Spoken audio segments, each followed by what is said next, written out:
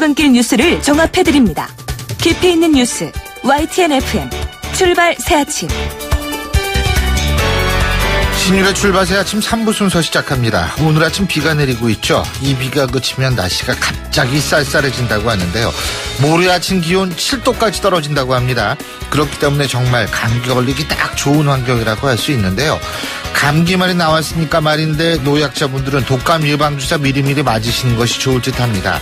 그런데요, 미리 대비하지 않으면 고생하는 거 감기만은 아니겠죠.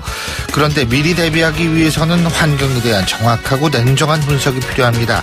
지금 우리를 둘러싼 환경, 과연 그런지 생각해 봐야 할 것 같습니다. 신율의 출발 새아침 3부 순서, 먼저 광고부터 듣겠습니다.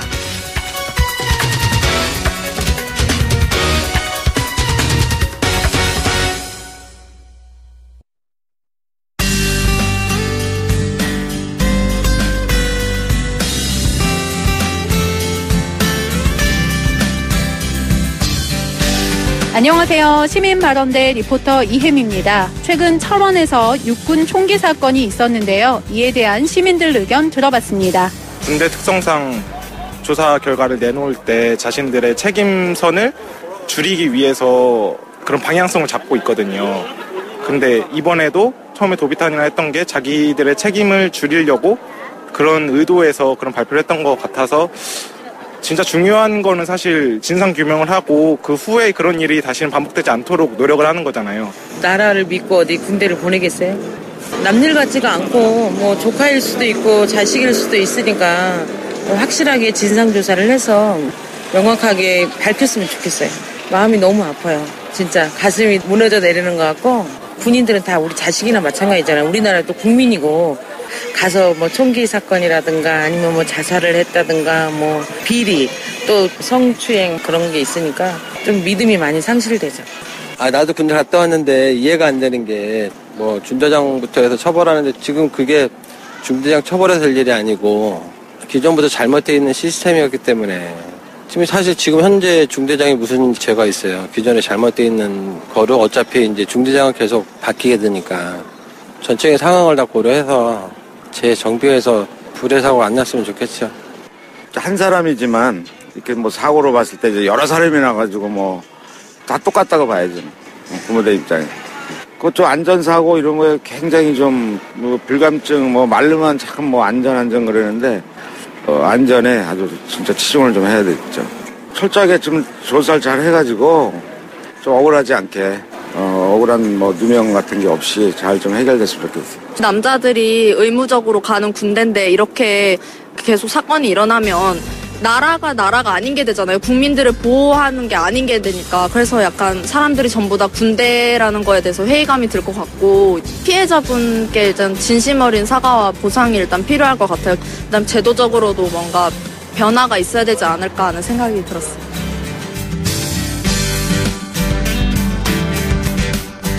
지난달 26일이었었죠. 참으로 안타까운 사고가 있었습니다.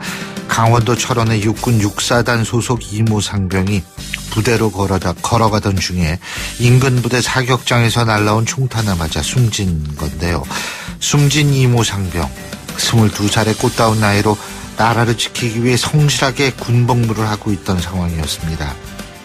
문제는 이날 일어난 사고를 비롯해서 그동안 군에서 총기로 인한 사고가 끊이지 않고 있다는 겁니다.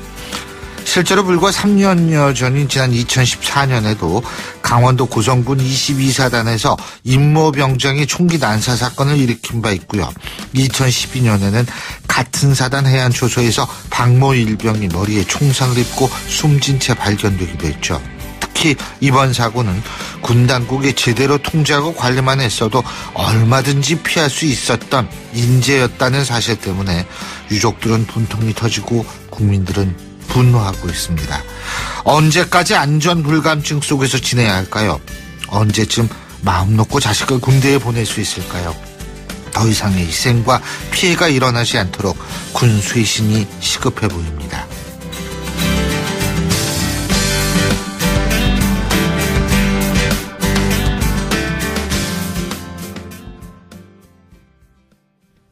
YTN 라디오 신율의 출발 새아침.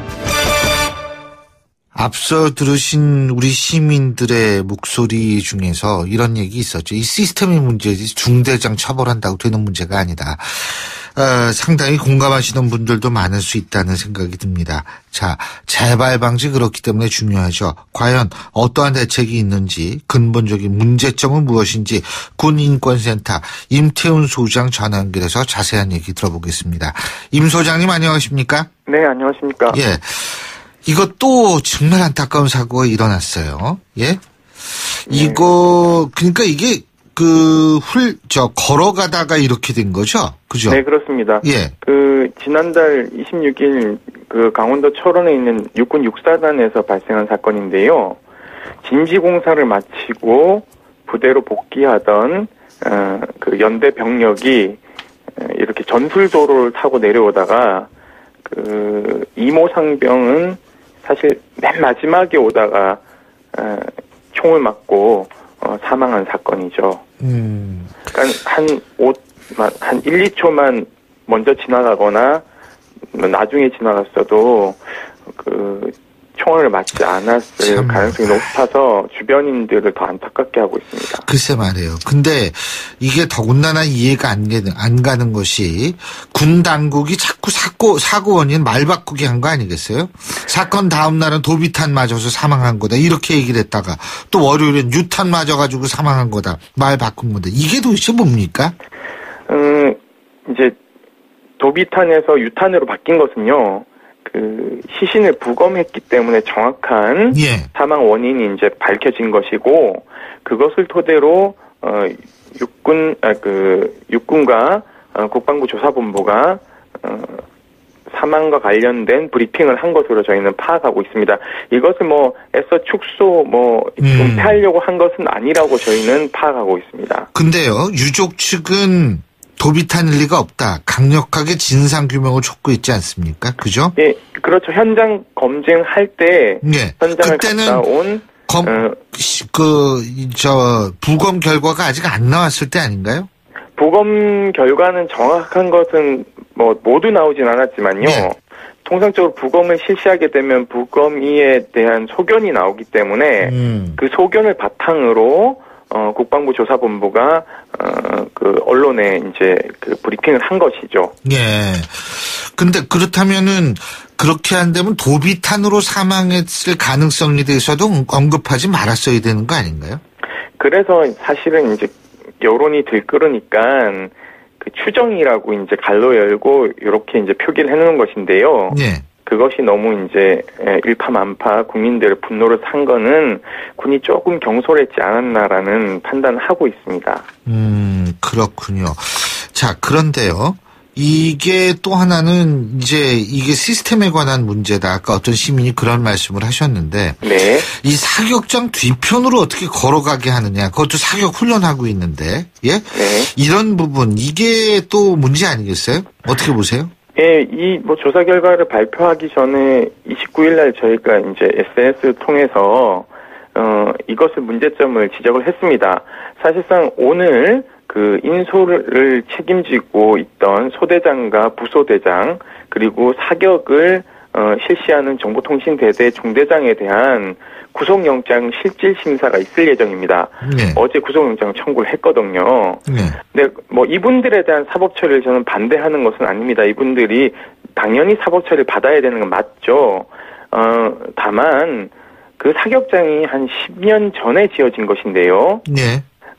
그렇다면은 이것이 잘못 지어진 것에 대한 책임을 뒤로 한 채 이분들만 구속시킨다고 해서 이게 문제가 일단락 되는 것인가에 대해서는 저는 좀 의문입니다.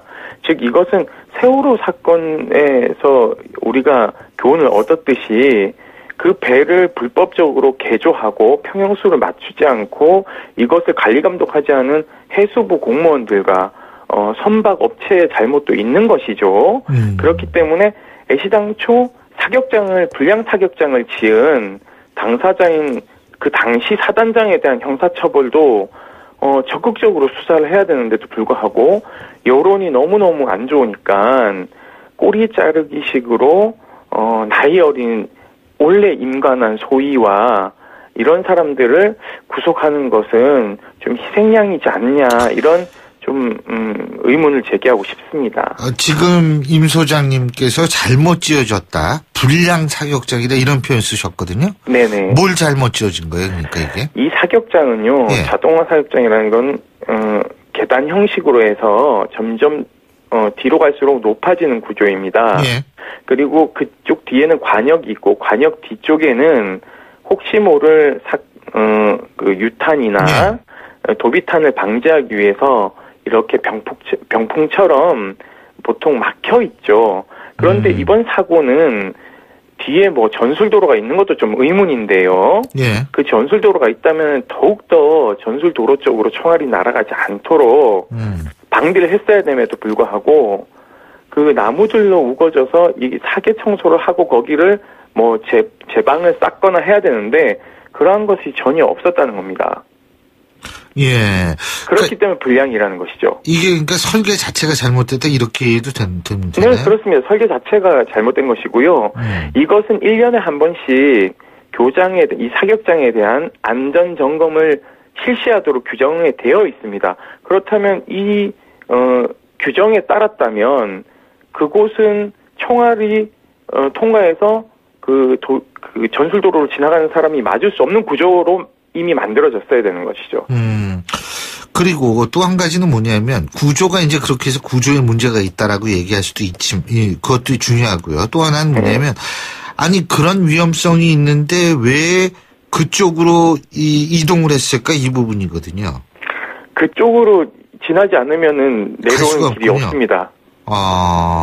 네, 왜냐하면 이게 길을 딴 데 만들었어야 되는 거군요. 거기가 이제 평지가 아니고요. 네. 금악산이라는 아주 산세가 험한 전방에 속한 아주 높은 산악지대입니다. 예.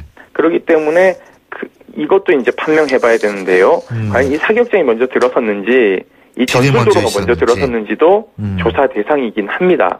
예. 만약에 전술도로가 있는데 사격장을 거기에 만들었다면 애초에 사격장이 들어서지 않을 곳에 사격장이 들어선 것이겠죠. 예. 또는 사격장이 기존에 있었는데 전술도로를 그쪽으로 냈다면 그 전술도로를 내게 한 사람도 전 사법 처리 대상이라고 보고 있습니다. 아니 그리고요. 지금 이런 식의 어떤 구조적인 결함을 갖고 있는 자동화 사격장 이게 이것 한 곳뿐일까요? 어떻게 보십니까? 저는 굉장히 많을 것이라고 보는데요. 예. 그래서 혹시라도 사격 훈련 할까봐 29일 날 제가 페이스북을 통해서 전군의 사격장을 안전점검을 실시하고 그동안 그 모든 사격은 중단해야 된다. 예. 군인의 안전할 권리는 안보가 직결되기 때문에 그렇죠. 이것이야말로 군인권의 가장 중요한 문제고 이거 하지 않으면은 이적행위다라는 표현을 썼습니다. 국방부가 이것을 발표하고 나서 어제 부랴부랴 그 모든 그 사격장에 대한 안전점검을 지금 실시하고 있는 것으로 저희는 파악하고 있습니다. 지금 안전점검을 하고 그게 문제가 발생을 하면 신속하게 이제 고쳐야 될 거 아닙니까? 그죠? 네, 그렇죠. 근데 그거 예산에 관한 문제고 또 이제 그런 부분이 또 걸리는 거 아닙니까? 어떻게 보세요?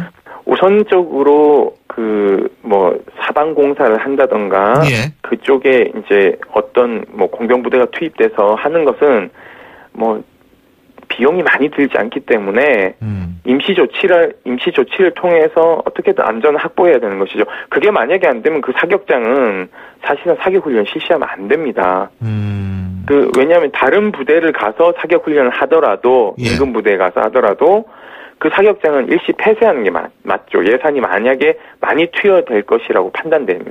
사실 이 방벽을 새롭게 설치하고 이러면 돈은 만만치 않게 들어갈 텐데 문제는 돈으로 계산할 수 없는 인명에 관한 문제니까 이거는 무엇보다도 시급하게 고쳐져야 될 거라는 생각이 들어서 여쭤본 거고요. 네, 국정감사가 오늘부터 시작되니까요. 네.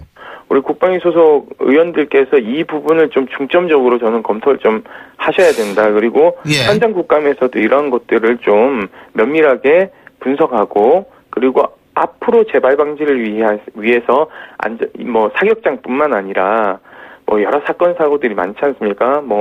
수류탄 투척 훈련을 하다가도 수류탄이 터지고 이러니까 전반적인 안전 점검을 좀 저는 실시해야 되지 않냐 이런 주장을 하고 싶습니다. 예. 그리고 이제 그런 방병 말고도 뭐 고칠 부분 또 있다고 보십니까? 이런 안전사고 안 나도록 하기 위해서. 뭐 여러 가지들이 있는데요. 사실은 군이 병사들이 하는 일에는 별로 관심을 갖지 않습니다. 뭐 우리가 K9 자주포 사건도 일어나서 병사들이 사망하지 않았습니까? 만약에 그 K9 자주포에 영관급이 탄다고 생각해 보십시오. 저는 안전사고 많이 줄어들 거라고 봅니다.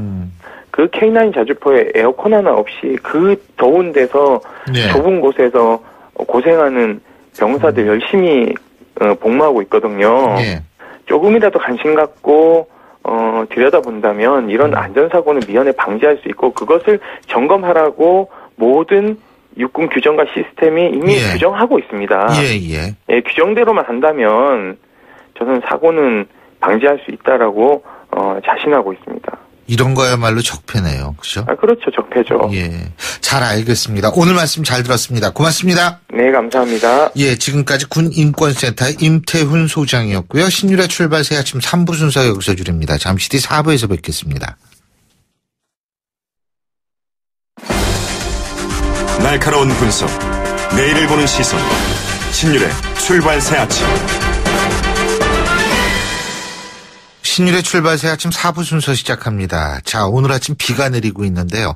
이럴 때 길 꽉 막히고 비 오고 밖에 잘 안 보이고 김 끼고 여러분 여러 가지로 불편하시죠? 자, 교통 상황 알아보겠습니다. 8시 35분 59초 지나고 있습니다. 김지현 캐스터.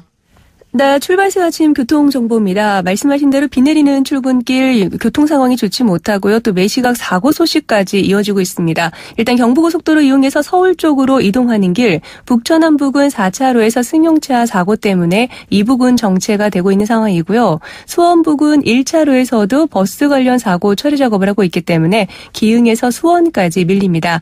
다시 판교에서 반포까지 12km 구간은 교통량이 많아서 정체가 됩니다. 46번 국도도 퇴계원 쪽으로 가는 길 호평터널 안에서는 승용차와 화물차의 3중 추돌 사고 후에 승용차가 옆으로 넘어진 사고 때문에 밀린다는 현장 제보니까요. 이 구간 지나실 때 차로 변경에 미리 유의하셔야겠고요. 서울 시내 자동차 전용 도로 중에서는 올림픽대로가 공항 쪽으로 행주대교 목간 지점 1차로에 사고가 발생을 했는데요. 방화대교부터 사고 지점까지도 밀립니다. 그 전으로는 강동대교부터 반포대교까지 쭉 정체가 되고 다시 한강대교 부근 일대로 밀리고 있는데 이 구간 통과하는 데만 대략 1시간 정도 소요가 되고 있고요. 같은 방면 강변북로 역시 강동대교부터 청담대교, 동호대교부터 마포대교까지 밀리는데 이 구간도 1시간 정도 예상을 하셔야겠습니다. 동부간선도로 도심 쪽으로는 수락고가차도부터 창동교, 다시 월계 1교부터 성동교까지 거의 대부분 구간에서 밀리는 거 보셔야겠고요. 분당 수서로도 도심 쪽으로는 탄천 1교 부근 일대로 시속 30km 안팎으로 더디게 이동을 합니다. 출발 새 아침 교통정보였습니다. YTN 라디오 신율의 출발 새 아침.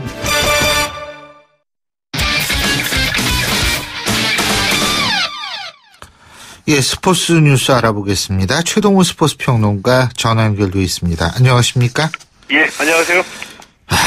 축구 대표팀이 모로코에 또 졌어요. 어제 친선 경기에서 1대3으로 졌는데 이제는 우리 국가대표팀, 축구 국가대표팀이 A매치에서 이기면은 신문 1면에 나오겠습니다. 그 어제 모로코전이 있었거든요. 그 경기 지켜보면서 어쩌다가 우리 축구 대표팀이 이 지경까지 왔나 하는 뭐 이런 생각까지 들었습니다. 이 전술이나 조직력, 이 차마 언급하기가 힘들었고요.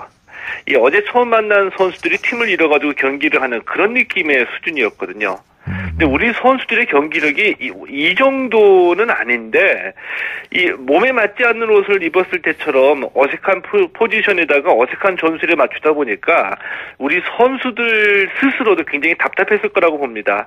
이 선수들만의 잘못은 아니라고 보고요. 일찌감치 전반 7분, 전반 10분 이 골을 내주면서 모로코에 0대2로 끌려갔고요. 후반에 추가골 내준 뒤에 손흥민 선수가 페널티킥으로 한 골을 만회해서 1대 3으로 패했습니다. 이번에 우리가 이 참패를 한 러시아, 모로코 이 정도 팀들은 월드컵에서 우리가 16강에 오르려면은 조별리그에서 반드시 이겨야 하는 팀의 수준이라고 볼 수 있거든요. 이렇게 보면 참 답답하죠. 월드컵까지 이제 8개월 남았는데, 그죠? 예. 이거 뭐 선수들 때문이 아니면 뭐 어떻게 해야 돼요, 이거? 지금 시간도 없는데. 그러니까 이 월드컵이 내년 이제 6월에 열리기까지 이 국내파하고 해외파 구분 없이 선수들을 모두 불러다가 훈련할 수 있는 기회는 이 다음 달하고 내년 3월 이 평가전밖에 없습니다.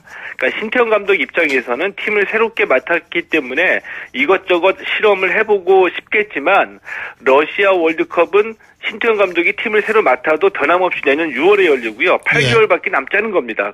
그중에서도 실질적인 훈련 시간은 그렇게 많지는 않고요. 신태용 감독이 경험이 부족한 것을 실감한 대목이 딱 하나 있는데, 그게 뭐냐면은 이 해외파 선수들로만 대표팀을 구성을 하는 겁니다. 이 K리그가 희생을 많이 해서 이번엔 해외파 선수들만 선발하겠다. 자, 이렇게 이 마음씨 좋은 아저씨 흉내를 냈는데, 자, 그러다 보니까 이 양쪽 측면에 풀백 수비수가 부족했고요. 이런 상황에서 3명의 수비수로 진을 짜는 3백을 실험하다가 참패를 당한 겁니다. 3백을 실험하려고 했다면 적어도 3백에 맞는 선수들을 기용하기 위해서라도 K리그에서 선수 조합을 짰어야 되는 건데 좀 많이 좀 아쉽죠. 예. 이거 K리그 걱정 많이 해주는 거는 참 좋은데, 예? 이 국가대표팀이 이 모양 이 꼴이라는 것도 사실 국민들은 굉장히 걱정하고 있거든요. 참 그렇죠. 남은 기간은 어떻게 준비해야 된다고 보십니까? 우리가 이 월드컵에서 유럽이나 남미 팀을 상대로 해서 기술로 앞설 수 있는 것도 아니고요. 이 체력으로 압도할 수 있는 것도 아닙니다. 이게 승부를 걸 수 있는 거는 조직력밖에 없거든요. 이 국제 무대에서 우리가 좋은 성적을 거뒀을 때 뛰어난 조직력을 갖췄을 때였습니다. 그런데 이 조직력을 만드는 데는 시간이 필요하고요. 지금은 좀 시간이 좀 부족하죠. 때문에 늦어도 올해 안으로 신태용 감독이 베스트 11 윤곽을 그려내고 신태용 색깔을 내는 조직력 강화에 승부를 걸어야 된다라고 보고요. 그리고 평가전도 우리가 뭔가 좀 준비가 돼 있어야지 평가전 해가지고 우리 약점을 파악해서 보완할 수 있는 거거든요. 또 어제 같은 경우에는 뭐 전부 다 안 됐습니다.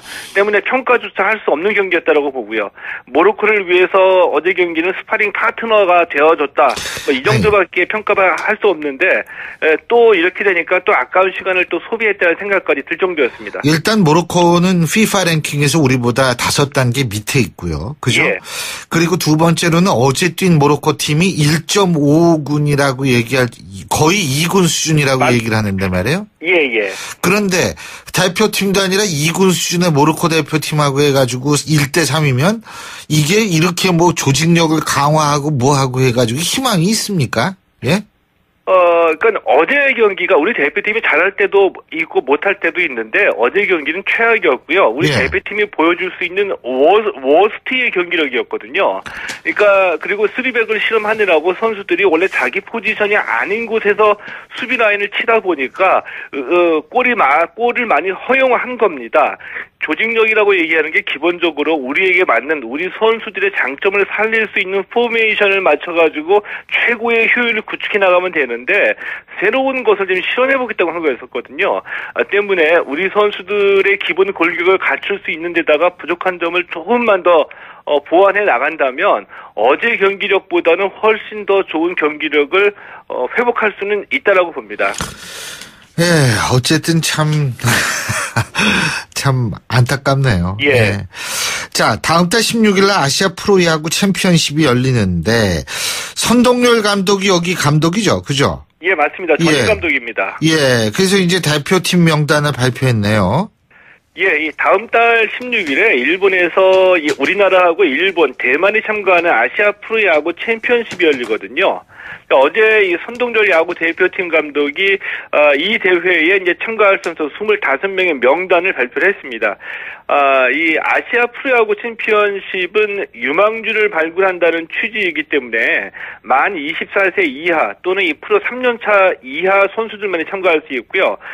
투수 12명, 포수 2명, 내야수 5명, 외야수 5명이 선발이 됐는데 롯데의 박세웅 선수, 두산 함덕주 선수, 그리고 넥센의 이정우 선수 등이 포함이 됐습니다. 네. 자, 그리고 프로야구 준 플레이오프에서 롯데하고 NC가 1승 1패를 기록 중인데 오늘 3차전 열리죠? 예, 오늘 오후 6시 30분입니다. 이 마산구장에서 롯데하고 NC의 준플레이오프 3차전이 열립니다. 오전 3선승제로 이 준플레이오프가 열리는데 현재 1승 1패고요. 그래서 오늘 경기가 좀 중요하죠. 롯데는 송승준, NC는 제프맨십 선수를 선발로 내세우는데 다른 거 다 빼고 딱 한 가지입니다. 이 롯데하고 NC가 공통적으로 타선이 부진하거든요. 그러니까 누가 먼저 이 타선이 폭발하느냐가 중요하고요. 그 중에서도 롯데 이대호 선수, NC의 스크럭스 선수처럼 양 팀의 4번 타자가 똑같이 부진한데 이대호, 스크럭스 이 두 선수 중에 누가 먼저 터지느냐가 승부의 이 변수라고도 볼 수가 있습니다. 그렇군요. 예, 오늘 말씀 잘 들었습니다. 고맙습니다. 예, 고맙습니다. 예, 지금까지 최동원 스포츠 평론가였습니다.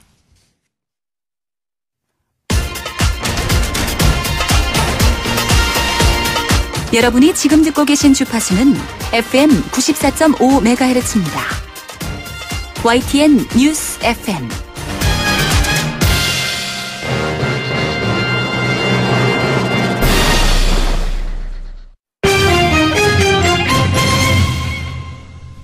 경제 뉴스 알아보겠습니다. 오늘은 한국경제신문의 박종서 기자 전화 연결하겠습니다.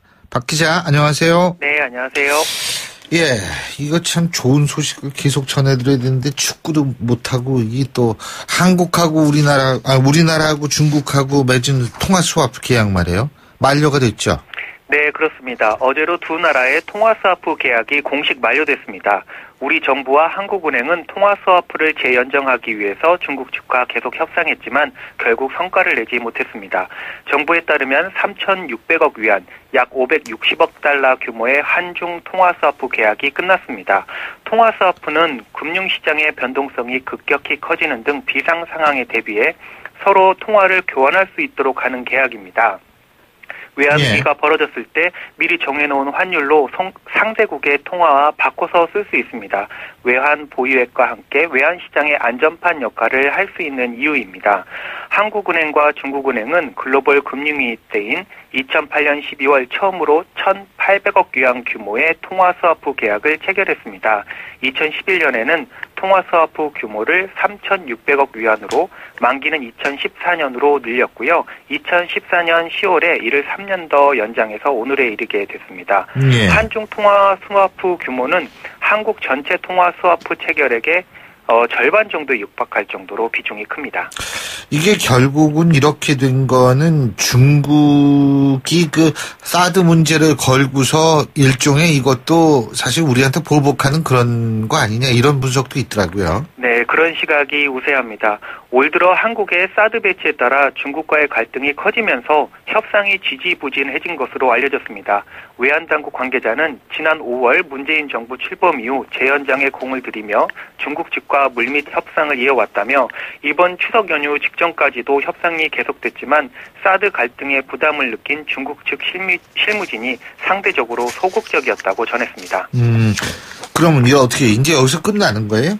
그렇지는 않을 것 같습니다. 중국 지도부의 최종 결심에 따라서 새로운 한중 통화 스와프 계약이 체결될 가능성은 열려있는 것으로 알려졌습니다.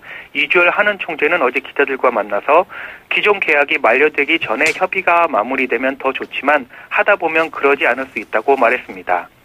아직은 통화 스와프 계약을 체결할 여지가 있다는 점을 암시한 것이죠. 실제로 한국과 중국은 지난해부터 통화 스와프 재연장에 무게를 두고 의견을 조율해왔습니다. 정부와 하는 안팎에서는 계약 만기를 넘기기는 했지만 사실상 재연장 쪽으로 실무진 간 의견이 좁혀졌다는 얘기가 나오고 있습니다. 기존 계약은 끝났지만 통화 스와프 규모 등 세부 조건이 만료전 계약과 동일한 새 계약을 체결하겠다는 설명입니다. 외환당국 관계자는 규모 등 세부 조건은 기존 계약과 거의 같아 협의할 대상이 아니라며 협의의 핵심은 만기 연장 여부라고 말했습니다. 예.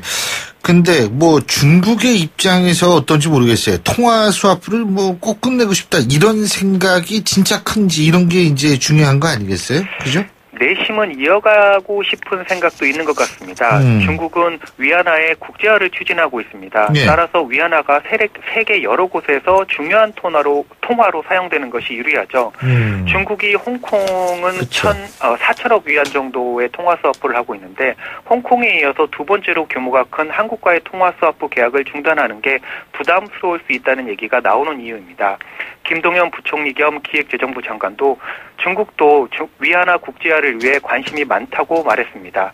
시진핑 중국 국가주석의 집권 2기 지도부를 확정하는 제19차 공산당 전국 대표대회가 오는 18일 시작되기 때문에 그 이후에 통화스와프 관련 공식 발표가 이루어질 가능성이 있다는 전망이 많습니다. 네.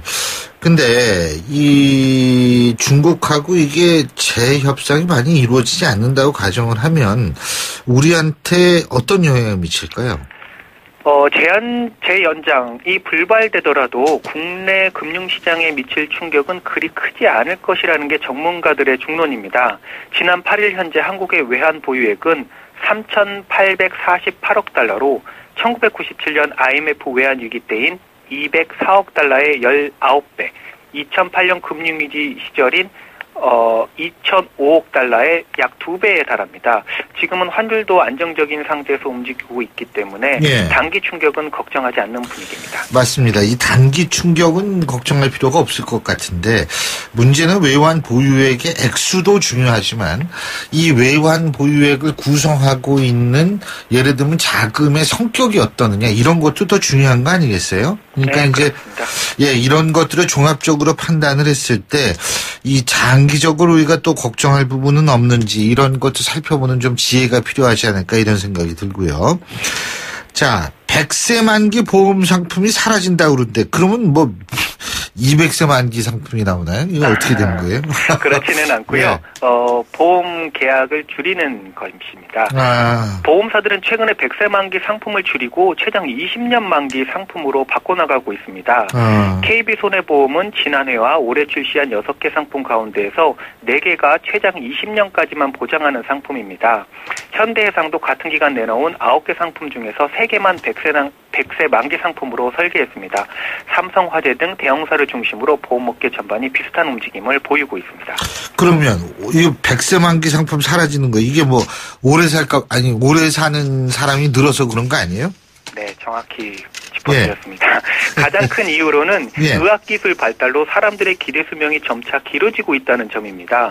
보험 상품 만기가 100세인데 100세까지 사셔서 그때까지 보험을 보장해줘야 된다면 보험사들은 그만큼 보험금이 늘어날 수밖에 없습니다. 그렇죠. 보험업계 관계자는 한국인의 기대 수명은 81.1세로 건강한 노인은 90세를 넘기는 경우도 흔해졌다면서 맞습니다. 예. 그만큼 보험사로서는 장래에 지급해야 하는 보험금 부담이 커지는 셈이라고 말했습니다. 그러니까 보험사 입장에서는 보험 상품의 만기를 나이가 아니라 기간으로 설정한다면 이 부담을 줄일 수가 있게 되는 것입니다. 예. 그리고 또 하나의 이유가 있는데 2021년 도입 예정인 새 국제 회계 기준 IFRS 17인데요. 이 회계 기준은 장수 리스크를 고려해서 보험 상품의 보장 기간이 길수록 보험사들에게 책임 보험금을 더 많이 쌓도록 하고 있습니다.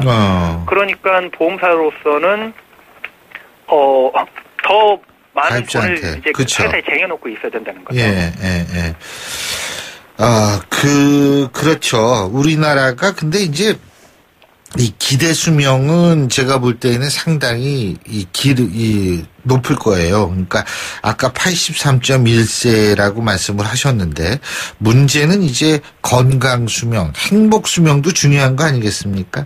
근데 우리나라의 행복 수명이 74세 정도라서 선진국에 비해서 좀 짧은 편이라고 그러더라고요. 네, 생명보험사회공헌위원회가 발표한 행복수명 국제비교 연구 결과에 따르면 한국인의 평균 행복수명은 74.6세로 나타났습니다. 현재 81.1세인 평균 기대수명을 감안하면 노후 부족 등으로 생애 마지막 8년 정도는 우울한 노년을 보내야 한다, 이런 의미로 풀이하기도 합니다. 행복수명이라는 것은 경제적으로 궁핍하지 않고 건강을 유지하며 살 수 있는 수명을 말합니다. 행복수명은 미국 일본, 독일, 영국 등 조사 대상 5개국 가운데 가장 짧았습니다.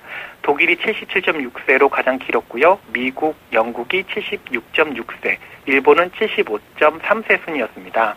이 연구진은 한국은 자산 규모에 비해서 노후에 예상되는 치료비와 간병인 지출액이 높다면서 선진국에 비해 부족한 금융연금 자산을 늘려서 안정적인 노후 소득원을 마련할 필요가 있다고 조언했습니다. 자, 어제 주가 많이 올랐죠? 네, 그렇습니다. 추석 연휴 이후 11일 만에 문을 연 주식시장이 크게 활기를 띠었습니다. 어제 코스피 지수는 39.34포인트 급등한 2433.81의 장을 마쳤습니다. 종가 기준 사상 최고치에 불과 17.72%포인트만 17.72포인트만 남겨놨는데요. 정보기술 업종이 강세를 보였고요. 삼성전자와 하이닉스가 각각 2.96%와 7% 오르면서 지수 상승을 이끌었습니다. 외국인들 돌아왔다 그러는데 얼마나 산 거예요? 외국인은 이날 8,195억 원어치를 순매수했습니다. 2013년 9월 12일 1조 4,308억 원 이후의 최대 규모입니다. 북한 리스크가 아직 가시지 않았지만 연휴 기간 선진국과 신흥국 증시가 각각 0.7%와 2.0% 오른 게 투자 심리를 되살렸다는 분석이 나옵니다. 미국의 지난달 제조업 구매자 관리 지수가 2005년 이후 최대치를 기록한 데 힘입어서 다우 산업지수는 지난 2일부터 4거래일 연속 사상 최고치를 기록하기도 했는데요. 이 같은 추석 연휴 글로벌 증시 상승분을 반영해서 한꺼번에 사자 주문이 쏟아졌다는 것이죠. 네. 증시 전문가들은 지난달 한국의 수출이 사상 최대치를 경신하면서 시장 영향력이 큰 수출 대형주들의 전망도 밝아졌다고 입을 모으고 있습니다. 네, 오늘 말씀 잘 들었습니다. 고맙습니다. 네, 감사합니다. 네, 지금까지 한국경제신문의 박종서 기자였고요. 자, 수요일 아침에 보내드린 신율의 출발 새 아침 저희가 준비한 순서 오늘 여기까지입니다. 여러분 비는 내리지만 오후부터 또 추워진다고 하지만 무엇보다도 가장 행복한 하루 보내시기 바라겠고요. 전 내일 아침 7시 15분에 다시 오겠습니다. 신율이었습니다. 고맙습니다.